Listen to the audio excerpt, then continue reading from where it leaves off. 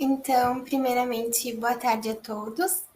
Eu gostaria de agradecer à professora Josiclé, pela orientação e também aos professores Fabiane e Arthur pela participação na avaliação. Eu vou colocar aqui para apresentar.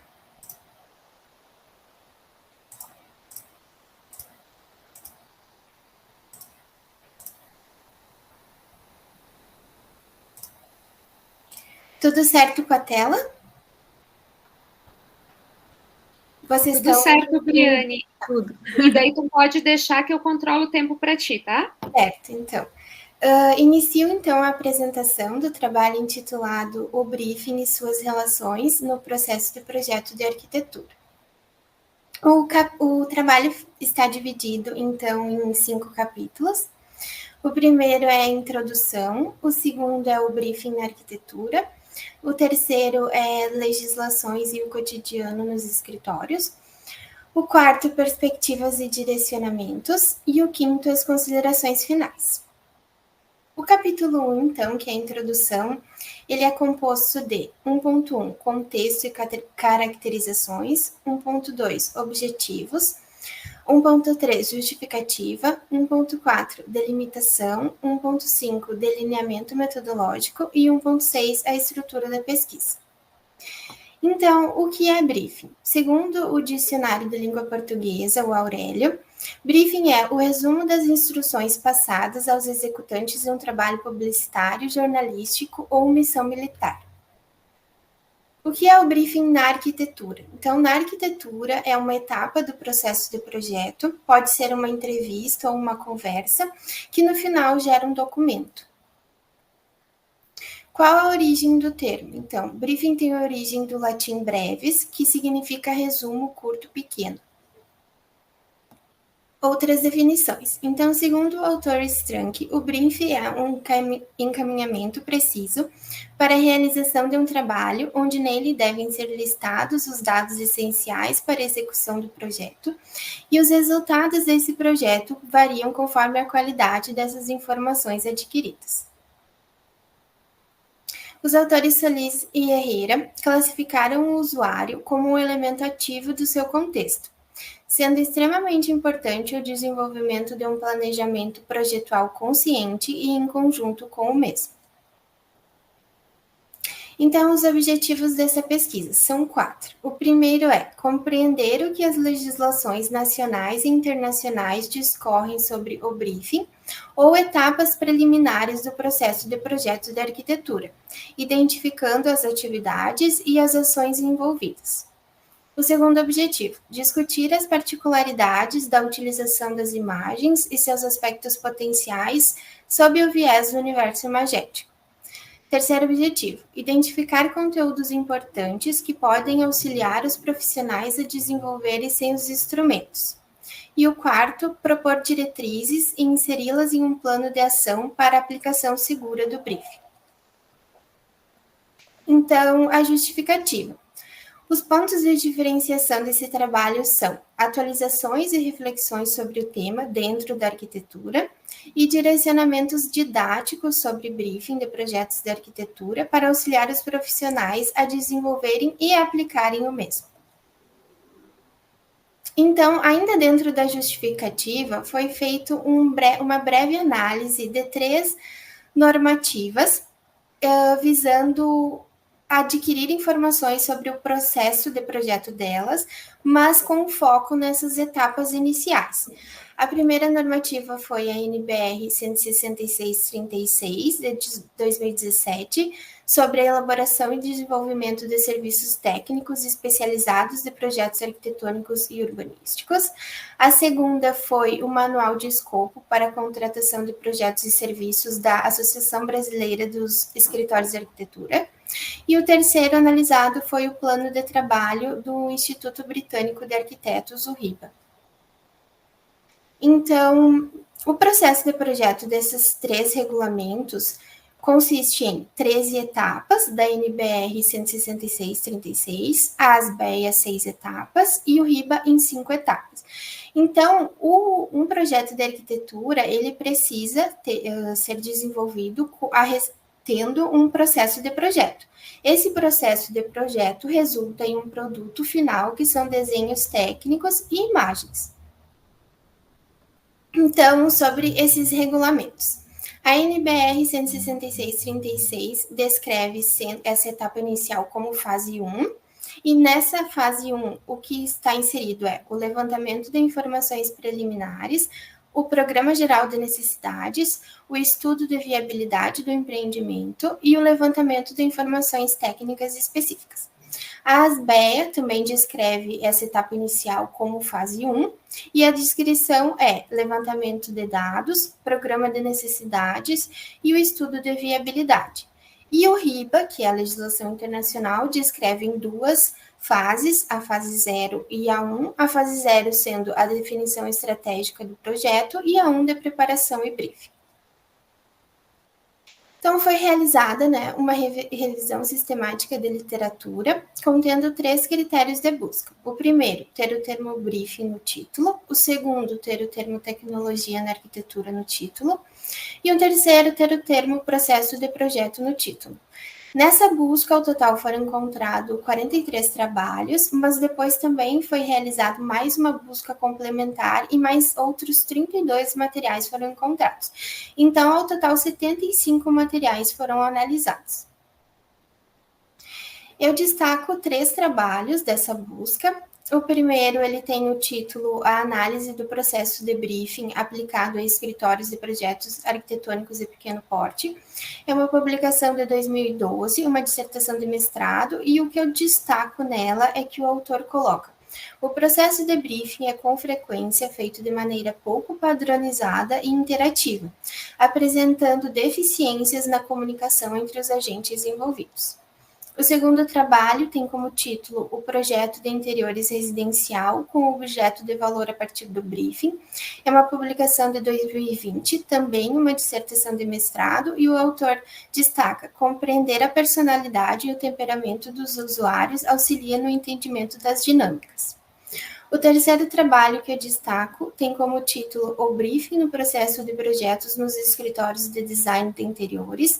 É uma publicação de 2019, um artigo, e o autor destaca: a forma como o briefing tem sido elaborada é considerada ineficaz e com diversas limitações. Então, 1.5, o delineamento metodológico. Foram 4 etapas. A primeira foi pesquisa bibliográfica geral e revisão sistemática. Nessa etapa, então, foi realizada a leitura de conteúdos para a elaboração da fundamentação teórica dessa pesquisa.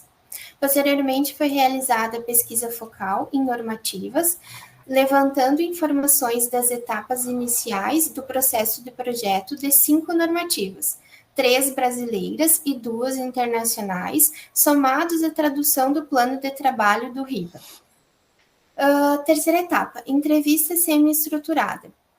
Então, foi realizada uma entrevista com uma arquiteta atuante no mercado internacional do Reino Unido, e nela foram questionadas 16 questões.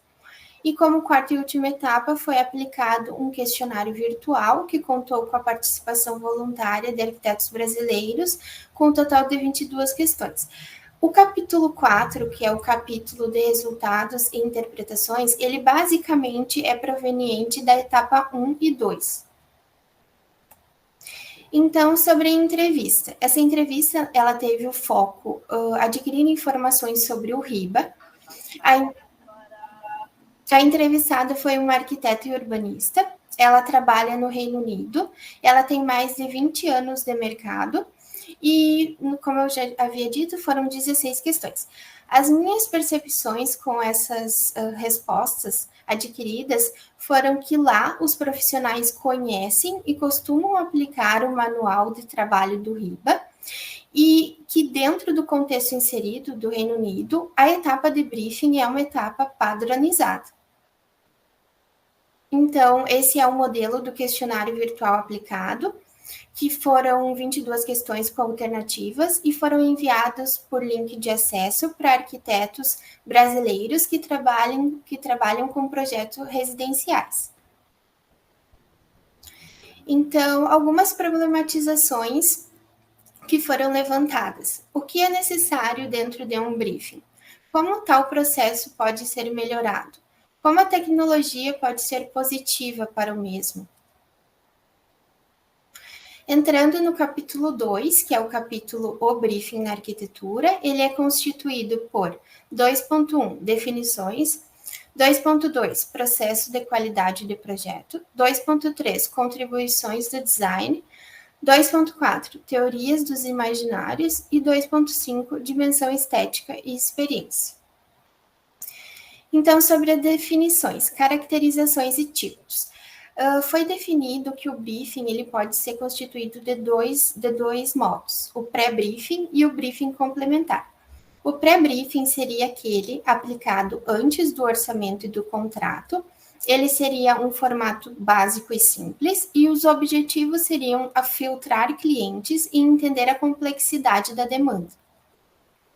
O briefing complementar, então, ele seria realizado antes do início da criação de um projeto. O formato dele seria completo e diversificado. Ele poderia ser estático, se aplicado uma única vez, ou dinâmico, com modificações durante o processo. E os objetivos seriam compreender os usuários, as necessidades, rotina, gostos e estilos. Então, teorias do imaginário. A materialização de um projeto de arquitetura pode ser descrita como um acontecimento provocado significativamente pela imaginação. A valorização de uma arquitetura pode estar relacionada ao imaginário afetivo da mesma, e para que a arquitetura seja capaz de desencadear emoções, é necessário que ela seja reflexo de seus moradores. Para isso acontecer, o briefing precisa ser uma fonte potente de captação e compreensão do usuário. Dentro da concepção de um projeto, durante o processo criativo e de desenvolvimento, imaginamos uma miragem sobre o produto final. Então, o projeto pode ser compreendido como uma tentativa da imprevisibilidade de situações. Pode-se considerar o briefing como um ponto reflexivo do processo de criação de um projeto. Isso devido ao próprio objeto arquitetônico permitir análises das quais ora pesam aspectos materiais e ora aspectos imateriais. 2.5. Dimensão estética e experiência. A fim de promover respostas francas e espontâneas, é necessário que o sujeito esteja realmente imerso durante o processo de briefing. A implicação do sujeito está diretamente envolvida com a promoção de uma experiência, a qual pode ser provocada com um processo bem elaborado, sistematizado, criativo, utilizando imagens, para que elas possam potencializar a esfera simbólica de associações, desejos, imaginação e sentidos. Capítulo 3, então, legislações e o cotidiano nos escritórios. Ele é composto de 3.1, regulamentos e direcionamentos técnicos, 3.2, o RIBA como um caso ampliado, e 3.3, aplicação do briefing nos escritórios. Sobre os regulamentos e direcionamentos técnicos, então, como eu havia falado na justificativa, foi realizado 3 análises do processo inicial de projeto, que foi a NBR 166/36, o Manual de Escopo de Serviços das BEA e o Plano de Trabalho RIBA. Nesse capítulo, foi adicionado mais 2 normativas, que é a NBR 135/32, sobre a elaboração de projetos de edificações, arquitetura, e a ISO 96/99, sobre briefing e construção. Foi realizado, então, um quadro comparativo para que colocou como essas normativas descrevem esse processo inicial do projeto de projeto, e a NBR 135/32 e a NBR 166/36, elas são as únicas que se aproximam. Elas descrevem essas etapas iniciais em uma única forma, assim, sem setorizar, e elas são muito parecidas, existem uma pequena modificação entre uma e outra. Já as demais, a ISO 96/99 e o Manual de Escopo e o Plano de Trabalho, eles são bem diferentes. A ISO 96/99, então, ela setoriza em 3 partes, sendo a identificação do projeto, o contexto e os objetivos e recursos, design e performance. O Manual de Escopo para a Contratação de Projetos e Serviços das BEA descreve em 4 setorizações, sendo empreendedor, dados legais do terreno, características específicas do local e um consultor jurídico. E o plano de trabalho do RIBA descreve em 2, um sendo definições estratégicas e o outro debriefing.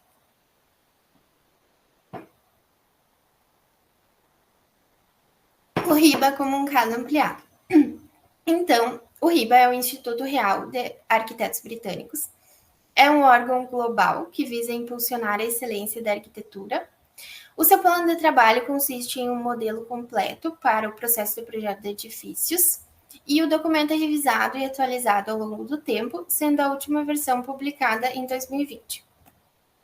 Aqui, então, está o template do plano de trabalho do RIBA, que foi traduzido na dissertação. E aqui consta a tradução. Então, esse plano de trabalho ele foi dividido em 7 partes. A primeira é a fase 0, definições estratégicas. A fase 1 é preparação e briefing. A 2 é concepção do design. A 3 é coordenação espacial. A 4, design técnico. A 5, fabricação e construção. A 6, entrega. E a 7, de uso. Então, o RIBA ele também tem uma premiação, que ele dá uma medalha de ouro, e em 2021 foi entregue ao arquiteto David, que é um profissional britânico-ganês. E a medalha costuma ser concedida pessoalmente pela rainha. As minhas percepções a analisar e traduzir, né, todos os materiais do processo de projeto do RIBA foi que ele é um documento atualizado com as práticas profissionais, ele é didático, de rápida leitura e fácil manipulação. Então, o tópico 3.3, aplicação do briefing nos escritórios. A aplicação do briefing ela pode ser de 2 modos, presencial ou remota e híbrida. A aplicação presencial ela pode ser para um único cliente ou um grupo de clientes, pode ter a presença de um único profissional ou de membros da equipe, pode ser um encontro físico no escritório do profissional ou em outro ambiente, pode-se utilizar de um material de apoio ou não, e pode-se também utilizar de ferramentas de apresentação como PowerPoint, PDF ou materiais impressos. A diferença da apresentação presencial para remota e híbrida é que a remota ou híbrida é realizada em um encontro remoto, em aplicativos de reunião. Pode ser também utilizado materiais como ferramentas de apresentação como PowerPoint, PDF, ou realizar o envio direto das questões por Google Forms, e-mail ou até mesmo WhatsApp. E a apresentação híbrida seria quando o profissional utiliza de 2 momentos para o briefing. Por exemplo, primeiro ele realiza o envio das questões e depois ele realiza um encontro híbrido, né, remoto, para confirmação das respostas obtidas. Quais seriam, então, as fragilidades de um briefing? Poderia ser perguntas genéricas e a falta de informações, questões mal formuladas, a dificuldade na comunicação e na interpretação, perder o documento, realizar o projeto sem revisar as solicitações e não envolver os aspectos visuais. Quais seriam as possíveis consequências, as consequências negativas? Escopos mal detalhados, cronogramas irreais, custos mal dimensionados, excesso de retrabalhos, desgaste na relação profissional, projetos engavetados, baixo retorno financeiro, mudança de profissional, encerramento de contratos e até mesmo processos legais.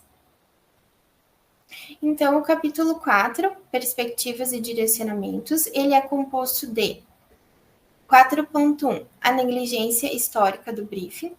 4.2, o papel de coautoria do cliente. 4.3, desconstrução estratégica.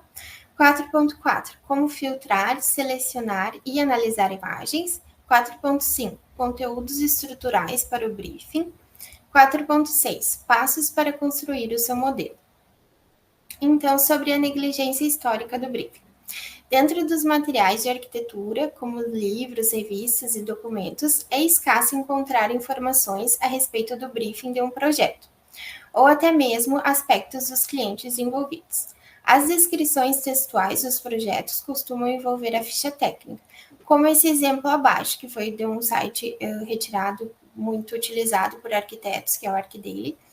O título do projeto é Espaço de Aprendizagem ao Ar Livre.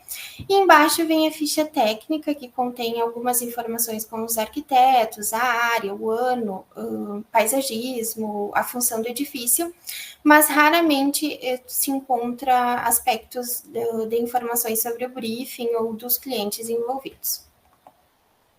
Então, para exemplificar sobre isso, eu trago o projeto A Casa de Vidro, ou Glass House, do arquiteto Mies van der Rohe, que ele é um arquiteto alemão-americano, considerado um dos principais nomes da arquitetura do século XX.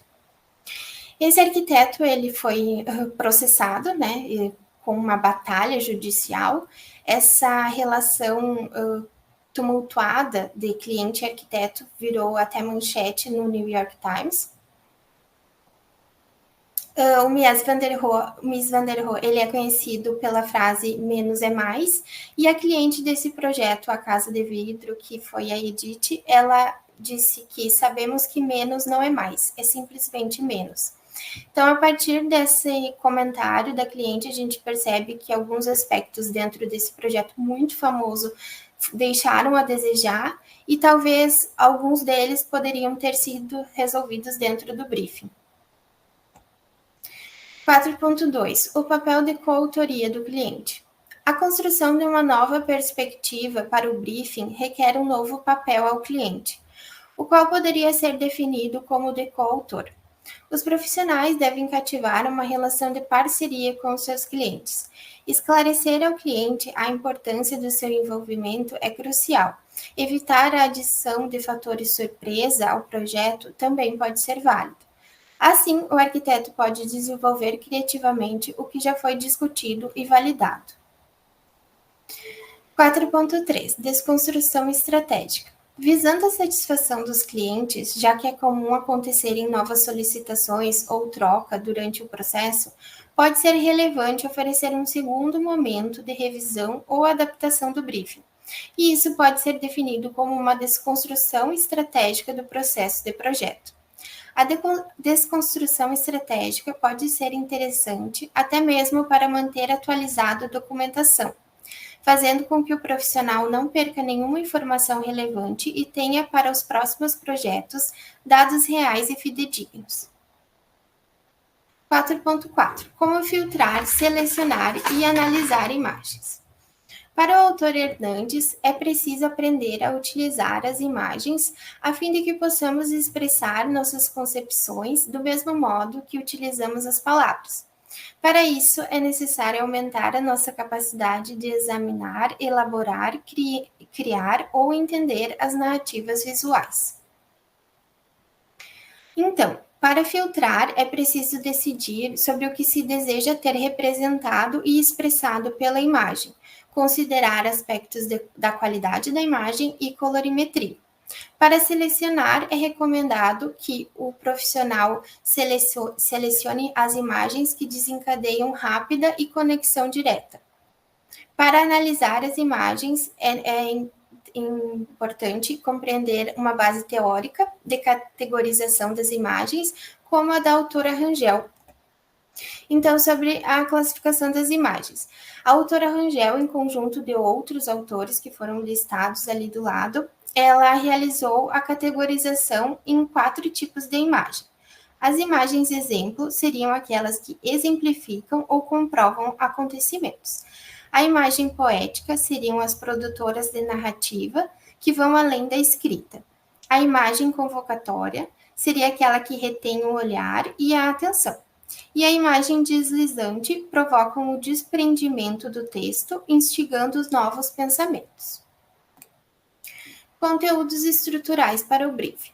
Então, aqui foram realizados direcionamentos teóricos para que os profissionais desenvolvam os seus modelos de briefing de uma maneira segura.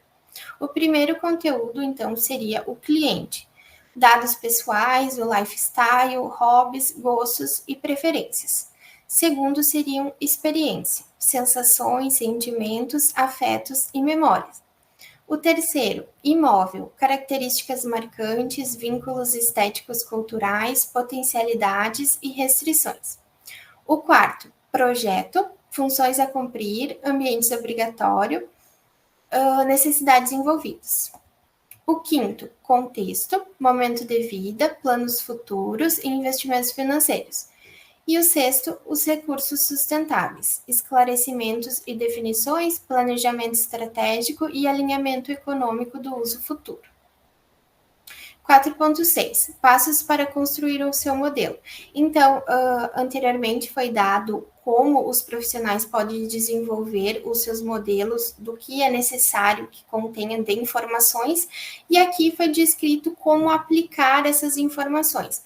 Ao total, foram 23 passos, que foram simplesmente a compilação do que foi realizado e lido em toda a pesquisa, e com isso o profissional conseguirá aplicar com segurança o briefing. As considerações finais. A pesquisa apresentou um panorama geral em relação ao referencial teórico sobre a temática de briefing de projetos de arquitetura e suas demais conexões. Também foi possível constatar as peculiaridades e as problemáticas que envolvem o tema, muitos desses advindos da falta de aprofundamento, rigor e cuidado necessário com esse documento. Pode-se afirmar que essa dissertação atingiu os objetivos propostos e que o resultado apresentado é um meio de auxílio para aqueles interessados em esclarecimentos e direcionamentos do tema.